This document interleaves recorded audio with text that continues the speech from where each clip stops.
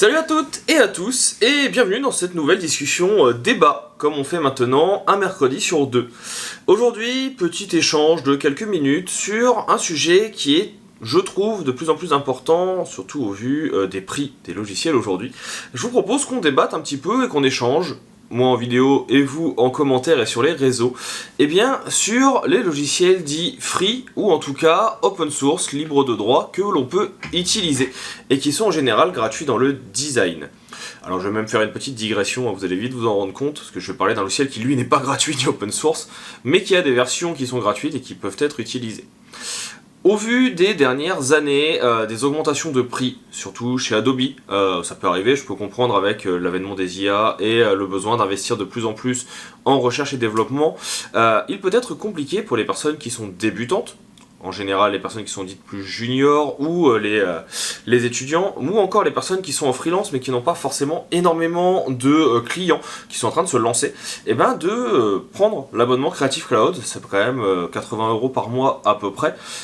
Si vous avez un abonnement étudiant, c'est une quinzaine d'euros. Ça revient quand même assez cher à l'année et je peux entendre le discours qui dit que c'est compliqué. Donc ce que je vous propose aujourd'hui, c'est de vous proposer 6 logiciels qui vous permettent de venir réaliser la même chose, mais sans passer par la suite Adobe, et donc à bien moins cher, voire gratuit. Le premier, c'est un mastodonte des logiciels, vous le connaissez maintenant. Je vous remettrai le petit logo là juste à côté. C'est Figma. Pourquoi je vous parle de Figma? Parce que bien qu'il ait maintenant énormément d'éléments qui soient payants, les variables entre autres, certaines parties du mode développeur, et bien pour les bases, vous avez encore pas mal de choses gratuites. Vous pouvez encore faire beaucoup de choses dessus, que ce soit pour du print. Il y a des plugins qui permettent de faire du print avec Figma, pour faire de la maquette, pour faire ce genre de choses. Donc allez-y, je vous invite vraiment à l'utiliser et à le prendre en main. C'est un des outils en 2023-2024 qui est les plus importants. Vous avez à côté de ça, plus pour remplacer Photoshop, un outil qui est en ligne qui s'appelle Photopea.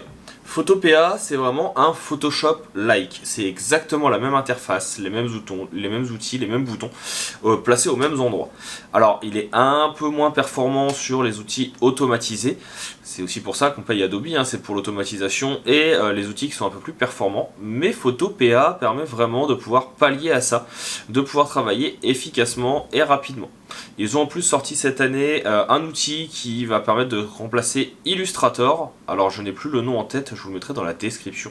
Mais en tout cas, vous avez également cette possibilité qui va s'offrir à nous. À côté de ça, si vous êtes un peu juste plutôt utilisateur d'outils de retouche photo, vous avez Pixlr. Alors, je voulais plus en parler pendant quelques temps Pixlr parce que ce n'est pas forcément un outil que j'utilise, mais il a l'avantage d'être gratuit et de proposer pas mal d'outils.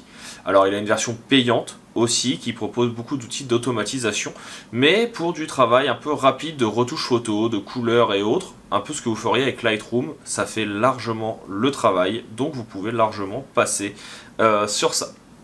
Je regarde à côté ma petite anti-sèche pour être sûr de ne pas en oublier. Un outil que je trouve aussi très intéressant, j'en avais déjà fait un tuto sur la chaîne, vous l'avez peut-être vu passer, c'est ce que j'appelle un After Effects Killer, c'est fable.app. C'est tout simplement un outil qui est un petit peu sur la même base que Figma et qui a pour objectif de pouvoir vous permettre de faire du motion design.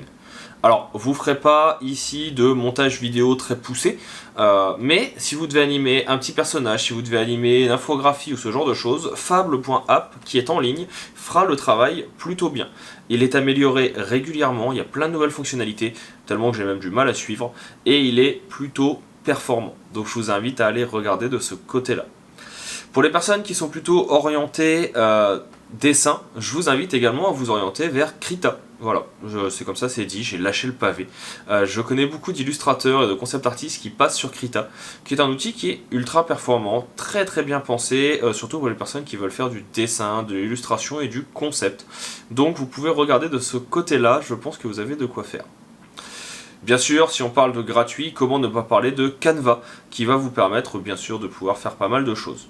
Alors je mets ici une petite guillemets parce que Canva, de mon point de vue, commence à beaucoup trop se professionnaliser dans le sens où, alors bien que ce soit pour les pros, hein, vous aurez compris ce que je veux dire, dans le sens où de plus en plus de choses sont payantes, que ce soit pour certaines polices, que ce soit pour certains effets, que ce soit pour certains éléments graphiques.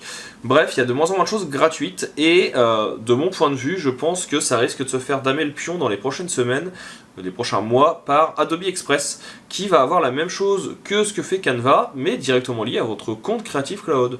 Et demain, moi en tant qu'entreprise, est-ce que je vais payer 2 abonnements alors que je peux avoir la même chose dans un seul? Je suis pas sûr, donc on verra. Et le dernier outil qu'il est intéressant de connaître, ça c'est plutôt pour les personnes qui font de la 3D. Alors bien sûr vous avez Blender que vous utilisez certainement déjà ou que vous connaissez, qui permet de venir créer directement des éléments 3D, open source aussi, etc. en gratuité. Mais si vous êtes plutôt sur de la recherche de 3D pour de l'interface, pour du design site internet ou d'application, vous avez Spline. Spline qui est en ligne également, qui permet de venir faire pas mal de petites choses.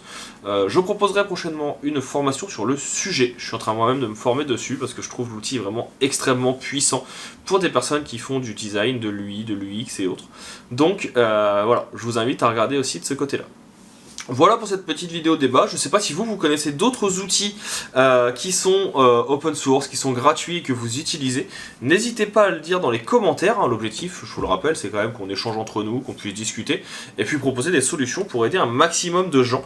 Moi en tout cas, je suis assez fan de ces outils-là. Si vous en avez d'autres, on en discute. Et puis je vous dis maintenant à bientôt pour d'autres astuces, d'autres débats et d'autres discussions sur la chaîne. Salut à tous!